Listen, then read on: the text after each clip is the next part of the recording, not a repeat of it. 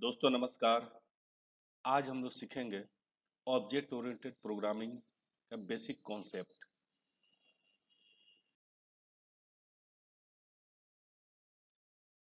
Object oriented programming क्या होता है? ऑब्जेक्ट ओरिएंटेड प्रोग्रामिंग एक ऐसा प्रोग्रामिंग है जो सिर्फ और सिर्फ ऑब्जेक्ट के ऊपर में उसका प्राइमरी फोकस होता है। वह एक्शन और या बिहेवियर या फंक्शन या मेथड कहें उसके ऊपर और डेटा के ऊपर में फोकस नहीं करता है, वो ऑब्जेक्ट के ऊपर में फोकस करता है। ऑब्जेक्ट का मेन काम क्या होता है कि वो डेटा और बिहेवियर यानी कि एक्शन उनको इनकैप्सुलेट करता है, उनको एक साथ लाता है। कुछ एग्जांपल्स हैं ऑब्जेक्ट ओरिएंटेड प्रोग्रामिंग लैंग्वेज के, जैसे जावा बहुत ही ज़्यादा पॉपुलर है, सी प्लस प्लस, पाइथन भी, सी हैश एंड रूबी। और इसके अलावा भी बहुत सारे हैं जो मैंने यहाँ मेंशन नहीं किया है, लेकिन ये फ्रिक्वेंटली यूज होता है इसलिए मैंने इसका एग्जांपल यहाँ पे दिया है। ऑब्जेक्ट ओरिएंटेड प्रोग्रामिंग क्या करता है कि जब आप कोई प्रोजेक्ट बनाते हैं, कोई सॉफ्टवेयर डिजाइन करते हैं, तो उसमें मॉड्यूलरिटी, मेंटेनेबिलिटी एंड स्केलेबिलिटी, इसमें ये आपको फ्लेक्सिबिलिटी प्रोवाइड करता है। मीन्स कि आप अपने बड़े सॉफ्टवेयर को छोटे छोटे मॉड्यूल में डिवाइड कर सकते हैं और उस छोटे छोटे मॉड्यूल को एक कंबाइंड करके सॉफ्टवेयर बना सकते हैं। उसको बहुत इजी तरीके से मेंटेन किया जाता है, क्योंकि वो छोटे छोटे मॉड्यूल में हो जाते हैं, तो उसमें जो भी बग्स आते हैं, एरर आते हैं, उसको आसानी से मेंटेन किया जा सकता है। इसको आप जब चाहे जैसा चाहे उस तरह से इसको बना सकते हैं, बढ़ा सकते हैं, साइज इसका बड़ा कर सकते हैं। तो ये स्केलेबिलिटी भी प्रोवाइड करता है। Core concept of object oriented programming, इसका बेसिक कॉन्सेप्ट क्या है, कोर कॉन्सेप्ट क्या है? तो इस प्रोग्रामिंग लैंग्वेज का आपका बेसिक जो है वह ऑब्जेक्ट ही है, क्योंकि नाम ही है ऑब्जेक्ट ओरिएंटेड प्रोग्रामिंग। तो ऑब्जेक्ट ही इसका कोर कॉन्सेप्ट है। तो ऑब्जेक्ट का मतलब क्या होता है, हम लोग आगे डिटेल बात करेंगे। Instance of classes that represent entity. फिर क्लास क्या है? ब्लूप्रिंट ऑफ क्रिएटिंग ऑब्जेक्ट, आपका ऑब्जेक्ट का एक ब्लूप्रिंट क्रिएट करता है। इनकैप्सुलेशन, ये आपके सारे डिटेल को हाइड करता है, छुपा कर रखता है। एब्स्ट्रैक्शन, ये आपको एक सिंपली फीचर्स देता है, ये आपको ये डिस्क्राइब नहीं करता है कि वो फीचर्स कैसे काम करता है। इनहेरिटेंस, हम जो भी प्रोग्रामिंग करते हैं उस प्रोग्रामिंग से रिलेटेड जो सेट ऑफ इंस्ट्रक्शंस करते हैं, कोडिंग करते हैं, बहुत सारे मेथड को डिफाइन करते हैं, हम उनको बार बार कैसे यूज कर सकते हैं, तो ये आपको फैसिलिटी प्रोवाइड करता है। That means reusability of the property and method from the existing class। Polymorphism, polymorphism आपको एक फैसिलिटी देता है कि using one interface for multiple implementation. आइए इसको थोड़ा सा डिटेल में हम लोग बात करते हैं। ऑब्जेक्ट क्या होता है? एक रियल वर्ल्ड एंटिटी होता है जिसको आप छू करके आप पहचान सकते हैं, अंदाजा लगा सकते हैं। जैसे pen, pencil, chair, table, car, bike, ये सारी चीज क्या है? ऑब्जेक्ट है। तो किसी भी एंटिटी का उसका स्टेट और बिहेवियर को जो कंसिडर किया जाता है तो उसको हम लोग कहते हैं ऑब्जेक्ट। ये आपको डिफाइन करता है कि वह क्लास में क्या इंस्टांस है, क्लास का क्या इंस्टांस है, और वह एक पर्टिकुलर एड्रेस भी ऑक्युपाई करता है मेमोरी में। बहुत सारे ऑब्जेक्ट एक क्लास के लिए डिफाइन किया जा सकता है, और वो ऑब्जेक्ट क्या है, एक दूसरे का के साथ इंटरेक्ट करते हैं। उस इंटरेक्शन के ड्यूरेशन में वह उनका क्या फीचर्स है उससे कोई मतलब नहीं है। बस वे इस बात पे फोकस करते हैं कि वे जो मैसेज सेंड कर रहे हैं उसका रिस्पॉन्स कैसे देना है। किसी भी ऑब्जेक्ट के तीन कैरेक्टरिस्टिक्स होते हैं। पहला, आइडेंटिटी, जिस तरह से हम लोगों का एक आइडेंटिटी है कि मेरा भी अपना एक नाम है जिसके नाम के थ्रू मेरे को पहचाना जाता है, आपका भी कुछ नाम होगा जिसके बेसिस पे आपको पहचान की जाती है। स्टेट क्या होता है कि हमारा प्रेजेंट कंडीशन क्या है।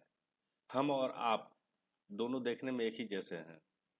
जिस तरह से आपका है, दो आंखें हैं, एक नाक है, एक मुंह है, दो हाथ है, दो पैर है, उसी तरह मेरा भी है। लेकिन मैं इस चीज को पढ़ा रहा हूँ तो मैं एक टीचर हूँ, और आप पढ़ रहे हैं तो आप एक स्टूडेंट है। तो आपका स्टेट क्या हुआ, आप एक स्टूडेंट है, और मेरा स्टेट है कि मैं टीचर हूँ। और तीसरा है बिहेवियर। बिहेवियर मीन्स कि मेरा क्या एक्शन है। तो मेरा काम जो है, मेरा एक्शन क्या है, पढ़ाने का एक्शन है, और आप पढ़ रहे हो तो आपका पढ़ने का एक्शन है। तो ऑब्जेक्ट को इस तरीके से हम लोग डिफाइन कर सकते हैं कि उसमें तीन चीजें होते हैं: आइडेंटिटी, स्टेट एंड बिहेवियर। बात करते हैं क्लास। क्लास क्या होता है? क्लास के बारे में जानने से पहले मैं आपसे एक बात पूछना चाहता हूँ कि क्या आपने वेजिटेबल्स यानी कि सब्जियां देखी हैं? फ्रूट्स यानी कि फल आप देखे हैं? तो शायद आपका आंसर होगा यस। अगर मैं पूछूं कि आपने क्या देखा है, तो आप नाम लोगे एप्पल, बनाना, ऑरेंज। वेजिटेबल्स में आप पटेटो, टमाटो, ब्रिंजल, कैबेज, आप इन सब का नाम लोगे। तो साथियों, मैंने क्लास के बारे में पूछा था, लेकिन आप तो बता रहे हो ऑब्जेक्ट्स। क्योंकि एप्पल भी क्या है, एक ऑब्जेक्ट है। उसका एक आइडेंटिटी है, उसका एक स्टेट है, उसका एक बिहेवियर है। लेकिन हम लोग जानते हैं कि जिनको हम पका के खाते हैं वे सब्जियां हैं, और जिनको हम ऐसे ही खा सकते हैं वे फल है। तो उसी तरह, लेकिन जो इसको इस कैटेगरी में रखा गया तो उनको हम कहते हैं वेजिटेबल्स यानी कि सब्जियां, और फल यानी कि फ्रूट्स। लेकिन फल और फ्रूट्स क्या रियल लाइफ में एग्जिस्ट करता है? नो। इसी तरह यहाँ पर भी वही कॉन्सेप्ट है कि we can say a class is a collection of object and serve as a logical entity, not a physical entity. It's act as a blueprint for creating individual objects. ये आपका इंडिविजुअल ऑब्जेक्ट का blueprint तैयार करता है। जैसे कि vegetables is a blueprint, fruits is a blueprint. A class consists of data members and method that define its behavior. Class के अंदर में डेटा मेंबर्स होते हैं जिसको हम वेरिएबल कहते हैं, और कुछ फंक्शंस होते हैं, मेथड्स होते हैं, जो उसके बिहेवियर को बताते हैं। तो क्लास का प्राइमरी पर्पस क्या है कि वो डेटा को स्टोर करता है, मैनेज करता है, उसके लिए जो भी स्पेस का जरूरत है वो ऑक्यूपाई करता है, लेकिन ये खुद जो है मेमोरी में स्पेस ऑक्यूपाई नहीं करता है। एक एग्जांपल हम लोग देख सकते हैं कि क्लास कार क्रिएट किया गया है, आप यहाँ देख सकते हो। और यहाँ पे स्ट्रिंग ब्रांड मेंशन किया गया है, फिर कार के अंदर में स्ट्रिंग ब्रांड और दिस ब्रांड, और फिर डिस्प्ले एक मेथड बना हुआ है। ये स्मॉल ब्रैकेट कहीं भी हो तो आप समझ सकते हो कि वो मेथड है, फंक्शन है। और फिर सिस्टम आउट प्रिंट एलन के अंदर में हम लोग इसको मेंशन करते हैं। तो सिस्टम आउट प्रिंट एलन क्या करता है कि वो आपके कंटेंट को डिस्प्ले करता है। सिस्टम एक क्लास है जो जावा में डिफाइन किया हुआ है। प्रिंट एलन एक मेथड है जिसका काम है प्रिंट करना। और आउट एक ऑब्जेक्ट है जिसके हेल्प से हम लोग उसको एक्सेस करते हैं।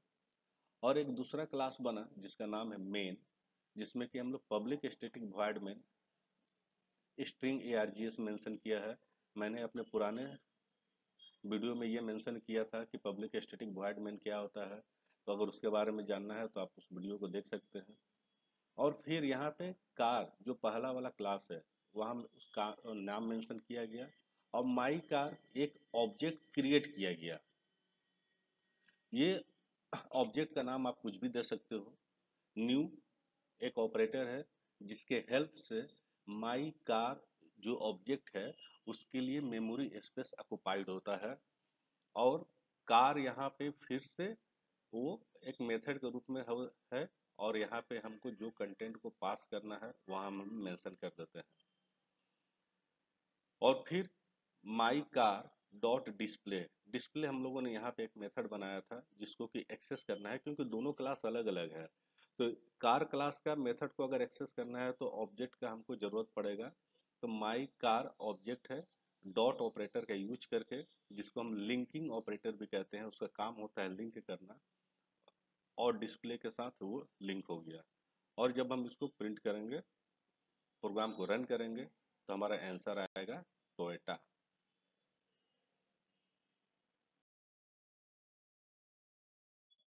Next features, encapsulation.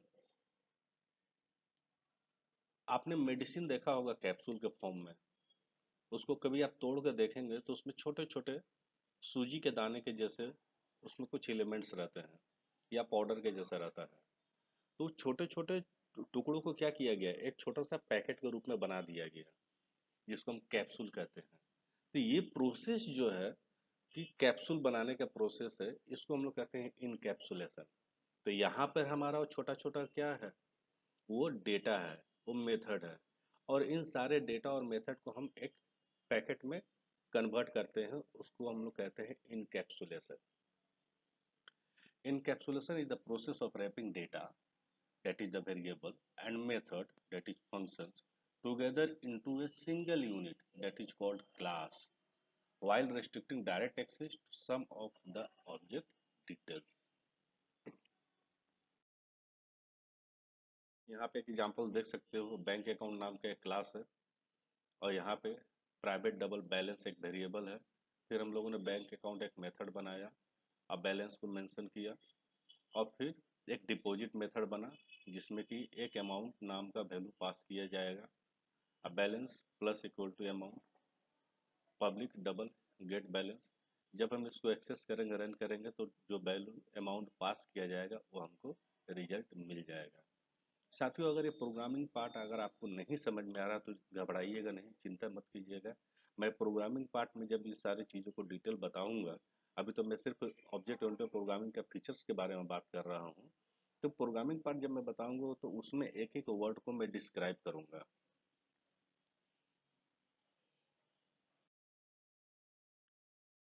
Next feature is abstractions. साथियों, आप बाइक चलाते होंगे, कार चलाते होंगे, उसमें गियर होते हैं। आपको पता है कि first gear, second gear, third gear, fourth gear कब लगाना है, लेकिन आपको पता है कि वह गियर कैसे काम करता है? वो हमको दिखता भी नहीं है, क्योंकि वो गियर बॉक्स के अंदर में रहता है। उसके इंजन कैसे काम करते हैं, ये हमें नहीं पता है, लेकिन हमें पता है कि गियर कब लगाना है, क्लच का यूज कब करना है, एक्सीलेटर का कब ज़्यादा करना है, कब कम करना है, ये चीज़ हमको पता है। तो उसी तरह हमारे यहाँ पे क्या है कि हमको इसेंशियल फीचर्स के बारे में पता है, जो जरूरी फीचर्स एक बाइक चलाने के लिए, कार चलाने के लिए जरूरी होता है, वो हमको पता है। But how it work, we have no idea. कैसे ये काम करता है, इसके बारे में हमको जानने की जरूरत भी नहीं होती है, ना हमें पता होता है ना जरूरत होती है। तो abstraction is the process of hiding the implementation details and showing only essential features to the user. This helps in reducing complexity and increasing code reusability. तो इसी तरह जावा प्रोग्रामिंग में या ऑब्जेक्ट ओरिएंटेड प्रोग्रामिंग में आपको ये features मिलता है कि आपको कैसे यूज करना है, बट वो प्रोग्रामिंग कैसे किया गया है इस पे आपको फोकस नहीं करना है।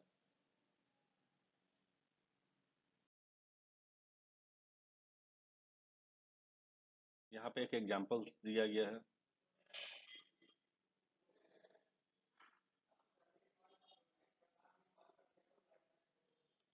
आप देख सकते हैं कि एनिमल क्लास में साउंड नाम का एक मेथड बना है, लेकिन इस मेथड में कुछ भी मेंशन नहीं किया गया है। दूसरा क्या है कि क्लास है डॉग, और उसको कनेक्ट किया गया है एक्सटेंड कीवर्ड के थ्रू, जो प्रीवियस क्लास है एनिमल।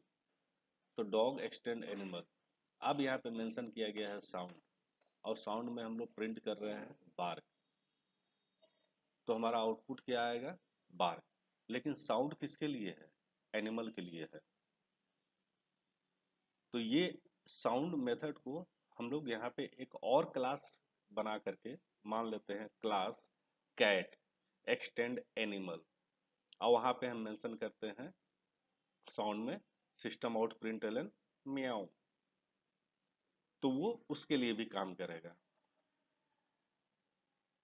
तो यहाँ साउंड के बारे में आपको जानना है। कब वो बार्क करेगा डॉग के लिए, कब म्याऊ करेगा कैट के लिए, इसके बारे में आपको नहीं सोचना है। The next one is inheritance. Inheritance क्या होता है? किसी के प्रॉपर्टी को एक्वायर करना इनहेरिटेंस होता है। जैसे एक फादर का प्रॉपर्टी, एक पिता का प्रॉपर्टी उसके बच्चे एक्वायर करते हैं। उसी तरह यहाँ भी एक क्लास का प्रॉपर्टी दूसरा क्लास का जो है एक्वायर करता है। इसका मेन काम क्या होता है कि जब एक क्लास का प्रॉपर्टी दूसरे क्लास में आ जाता है तो हम सिर्फ दूसरे क्लास को ही एक्सेस करेंगे, तो दूसरा क्लास का प्रॉपर्टी का भी आउटपुट मिलेगा और पहले क्लास का भी प्रॉपर्टी का आउटपुट मिलेगा। तो हमको पहले क्लास का आउटपुट के लिए हमको ऑब्जेक्ट क्रिएट करने का जरूरत नहीं पड़ेगा, उसको एक्सेस करने का हमको जरूरत नहीं पड़ेगा। तो we can say the second point, inheritance promote code reusability. तो आपका कोड को भी हम लोग जो है रीयूज कर सकते हैं कि एक क्लास में जो मेंशन हम लोग कर रहे हैं उसको दूसरे तीसरे चौथे क्लास में भी जो है हम लोग उसको यूज कर सकते हैं। इनहेरिटेंस जावा में खासकर तीन तरह का ही होता है: single inheritance, multi level inheritance, hierarchical inheritance. Java multiple inheritance और हाइब्रिड इनहेरिटेंस को सपोर्ट नहीं करता है। तो हम कह सकते हैं कि इनहेरिटेंस 5 टाइप्स के होते हैं, 5 प्रकार के होते हैं, लेकिन जावा सिर्फ 3 को ही सपोर्ट करता है। तो what about others, what about multiple and hybrid inheritance? तो जावा आपको एक फीचर्स प्रोवाइड करता है, उसको हम लोग कहते हैं इंटरफेस। इंटरफेस के थ्रू हम उसको एक्सेस कर सकते हैं। सिंगल इनहेरिटेंस में क्लास ए का प्रॉपर्टी बी एक्वायर कर रहा है। जैसे एक चाइल्ड फादर का प्रॉपर्टी एक्वायर करता है। मल्टी लेवल इनहेरिटेंस में आप देख सकते हैं कि ए का प्रॉपर्टी बी ने एक्वायर किया और बी का प्रॉपर्टी को सी ने एक्वायर किया। तो सी के पास बी के पास ए का प्रॉपर्टी है और सी के पास ए और बी दोनों का प्रॉपर्टी है।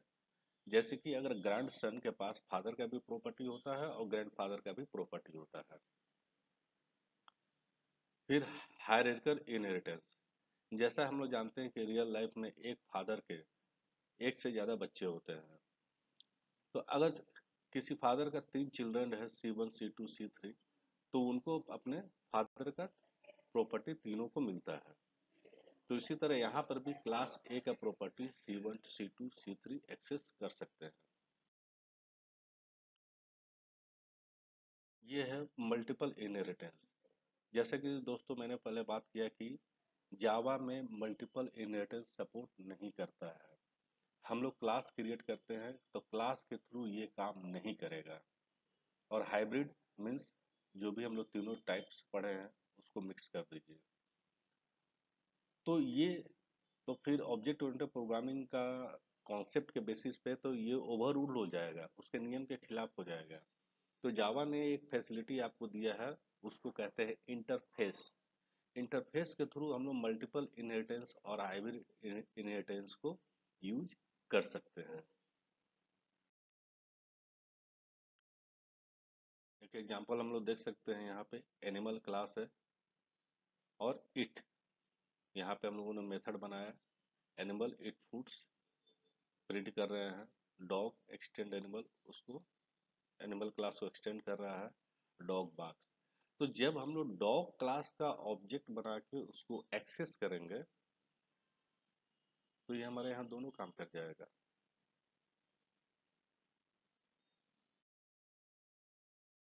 Next one is polymorphism. Polymorphism का मतलब होता है कि जब हम क्लास में मेथड बनाते हैं, फंक्शन बनाते हैं, तो वो एक से ज़्यादा भी हो सकता है। डिपेंड करता है कि हम प्रोग्राम क्या कर रहे हैं। उस मेथड में का नाम अगर हम सेम रखते हैं तो क्या होगा? जिस तरह से आपके क्लास में एक ही नाम का एक से ज़्यादा स्टूडेंट होता है, जैसे एक कॉमन नाम लेते हैं अमित, अभिषेक, इस तरह के जो नाम होते हैं बहुत कॉमन नाम होते हैं।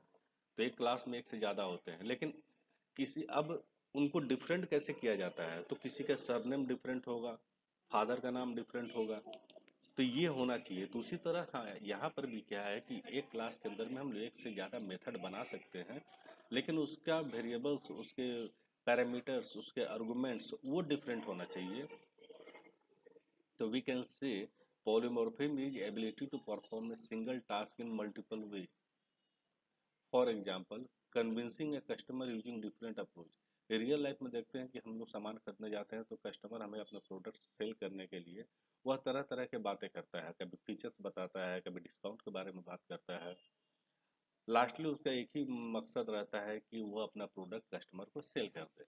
तो उसी तरह different types of task in different way को हम लोग इसमें शो कर सकते हैं। पॉलीमॉर्फिज्म को टू टाइप्स में कैटेगराइज किया गया है। पहला है ओवरलोडिंग। ओवरलोडिंग ये कंपाइल टाइम पॉलीमॉर्फिज्म होता है। कंपाइल टाइम मीन्स कि इसका काम जब होता है, हम प्रोग्राम को जब पहले कंपाइल करते हैं फिर रन करते हैं। कंपाइलेशन ड्यूरेशन में जो है, अगर ये सक्सेस होता है तभी हम रन कर सकते हैं। तो यहाँ पे हम लोग सेम नेम का एक से ज़्यादा मेथड बना सकते हैं, लेकिन उसका पैरामीटर डिफरेंट रहेगा। The method is called resolve eight compile time. अगर उसमें कुछ एरर रहा तो आपको पहले ही वो बता देगा कि यहाँ पे क्या है, प्रॉब्लम है। इसलिए इसको कंपाइल टाइम पॉलीमॉर्फिज्म कहते हैं। इस एग्जांपल में हम लोग देख सकते हैं कि मैथ ऑपरेशन नाम का एक क्लास है, नीचे ऐड और फिर उसके नीचे ऐड नाम का दो मेथड बना हुआ है। लेकिन पहले वाले ऐड में आप देखो, इंट लिखा हुआ है और ब्रैकेट के अंदर में भी इंट ए और बी लिखा हुआ है। लेकिन दूसरे वाले में डबल लिखा हुआ है, डबल। दूसरा पॉलीमॉर्फिज्म है मेथड ओवरराइडिंग। दोस्तों, जैसे भी मैंने बात किया कि एक नाम का मेथड एक से ज़्यादा हम लोग क्रिएट कर सकते हैं एक सिंगल क्लास के अंदर। सेम वही काम हम लोग करेंगे, लेकिन वो सिंगल क्लास के अंदर में नहीं होगा, वो एक एक से ज़्यादा क्लास में होगा। तो मान लेते हैं कि यहाँ पे हम लोग एक एनिमल नाम का बनाए हैं और यहाँ पे साउंड है, और दूसरा क्लास यहाँ बना है डॉग और यहाँ पर भी साउंड है। लेकिन देखो, वहाँ पे हम लोगों ने बात किया था कि जो उनका पैरामीटर डिफरेंट होना चाहिए, लेकिन इसमें पैरामीटर सेम होना चाहिए। इस एग्जांपल में कोई पैरामीटर नहीं दिया गया है, मीन्स कि ये सेम है। Means we can create the more than one method with the same name in different classes. तो इससे फायदा क्या है कि method overriding occurs when a child class provide a specific implementation of a method already defined in its parent class. This method call is resolved at runtime, making it a runtime polymorphism.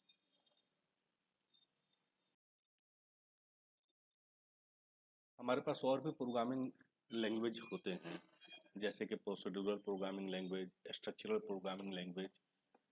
तो हम object oriented ही क्यों पढ़ें?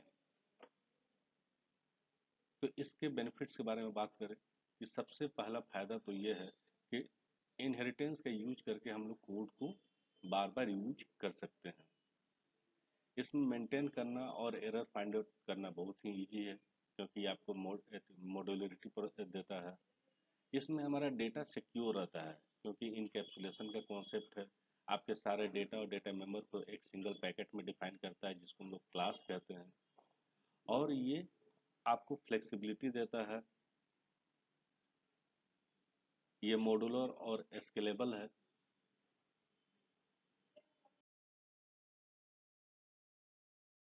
Lastly हम लोग इसको conclude करते हैं कि object oriented programming simplify software development and maintenance.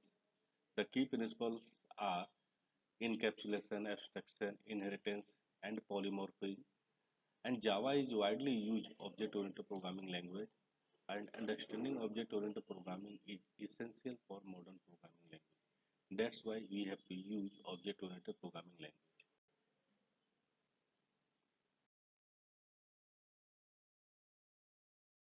मैंने अभी तक जिस कॉन्सेप्ट के बारे में बताया, अगर आपको ये समझ में आया या इससे कोई डाउट है और या कुछ ऐसे बातें रह गई हैं जो मैंने यहाँ पर नहीं डिस्कशन किया है, तो आप कमेंट में इसको ज़रूर मेंशन कीजिए, और मैं आपके उस डाउट को या जो छूटा हुआ पार्ट है मैं उसको फिर से डिस्क्राइब करने के लिए आपको फिर से वीडियो बना के आपको उस प्रॉब्लम का, उस डाउट का, उस कंफ्यूजन का मैं आपको सॉल्यूशन दूंगा। Thank you. अगर आपको ये वीडियो पसंद आया तो ज़रूर लाइक कीजिए, बेल आइकन प्रेस कर दीजिए, शेयर कीजिए, सब्सक्राइब कीजिए। धन्यवाद।